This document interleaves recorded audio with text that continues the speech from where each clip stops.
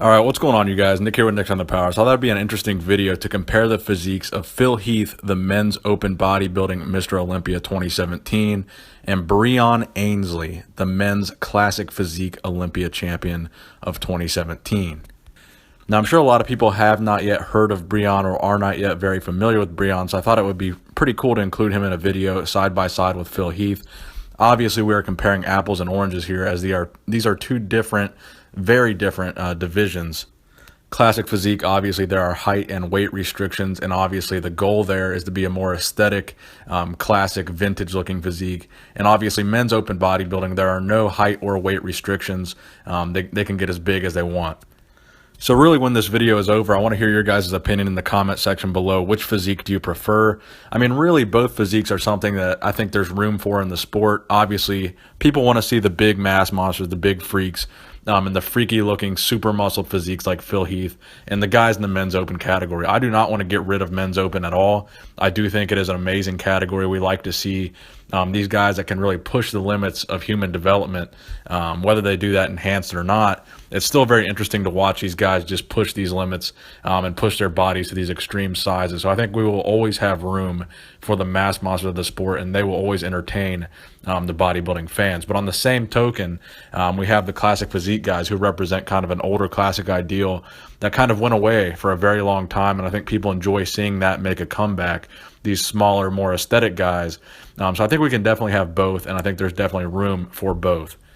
So starting with Phil Heath, he is 5'9", 250 pounds roughly in competition condition. Then we have Breon Ansley, who is 5'7" and 196 pounds competition condition. So nearly 60 pounds separating these two competitors in solid muscle. So obviously, again, we're comparing apples to oranges here. Obviously, in a straight-up bodybuilding show, Phil Heath would destroy Breon Ansley.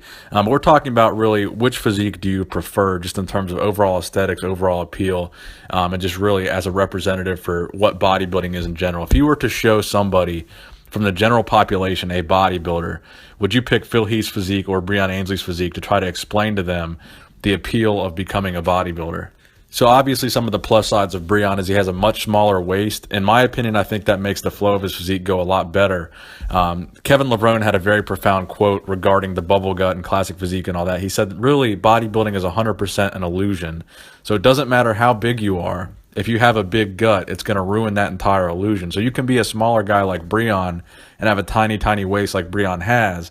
It'll enhance the illusion of his physique, enhance his taper, and make his physique look that much more impressive.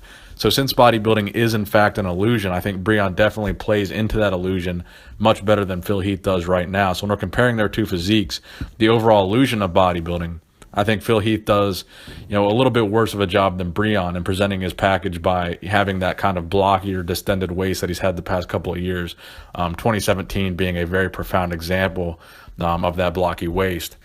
But on the same token, Phil Heath does have some very round and full muscle bellies, particularly through his shoulders and his arms. He has that really crazy roundness and fullness that still enhances the illusion of his physique. Whereas Breon, he looks a little bit flatter. Obviously, he's a smaller bodybuilder, so that's going to be expected. But Phil Heath definitely has the roundness and fullness and size advantage. Personally, I prefer Breon's front double bicep to Phil Heath's front double bicep, just because of the sheer aesthetics of Breon's front double bicep pose. I think in some shots you can make a case that Breon had superior conditioning to Phil Heath. I think overall, obviously from the back, Phil Heath, all day long, I think Phil Heath's back pose is really something that nobody can really rival, especially somebody in another division like classic physique. Again, and this is not open bodybuilding, it's apples and oranges, but Phil Heath's back double bicep pose, we got to give him props for this, man. His hamstrings, the definition, the detail throughout the upper and lower back, just everything is there in that back double bicep. And Breon's back double bicep, you just can't really say that it compares. And overall, I think Breon's posing is better, but also that's something that they added in with classic physique is that you have to hit a classic pose and you have to incorporate that into your posing routine. So that's something the men's open bodybuilders don't have to do. That's probably why Phil Heath does not do it. But I think it really adds an extra element to Breon's physique, the fact that he does hit these classic poses because he pulls them off very well. And it brings out, a whole different level of detail that I think Phil Heath could have if you're a little bit smaller and hit some of these different poses. And if we go down into their personalities, I actually had the opportunity to meet Breon at the Mr. Olympia Expo this past year. I didn't introduce myself and tell him, I'm Nick with Nick Strength and Power. I shook his hand and congratulated him, and he was very, very friendly. He took a picture with me. He was smiling the whole time. And just from every interview that I've seen with Breon, he just seems very humble, very grateful to be in the position that he's in. He just seems like a really nice, down-to-earth guy. And I don't get that impression from Phil Heath at all. Phil Heath just seems to me to be very cocky. He's gone, in interviews, and he's gone on his live streams bashing people like Louis Marco, et cetera, et cetera.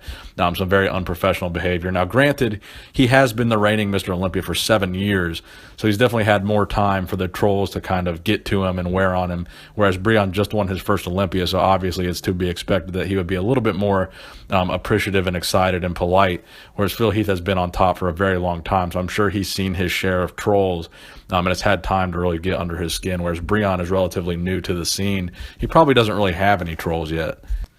So overall, my analysis of Breon versus Phil Heath, I definitely prefer Breon's physique to Phil's. It looks more attainable than Phil Heath's physique. Obviously, this is still a man with superior genetics, still using probably a lot of the quote-unquote supplements that the open guys are using, but still a very impressive physique nonetheless. It looks more attainable to the general public. It looks more pleasing to the general public.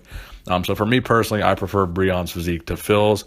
Let me know in the comment section below what you guys think and which physique you prefer, or which Mr. Olympia champion you prefer as an ambassador for the sport of bodybuilding.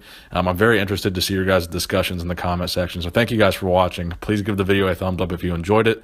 Nick Strength and Power, signing out.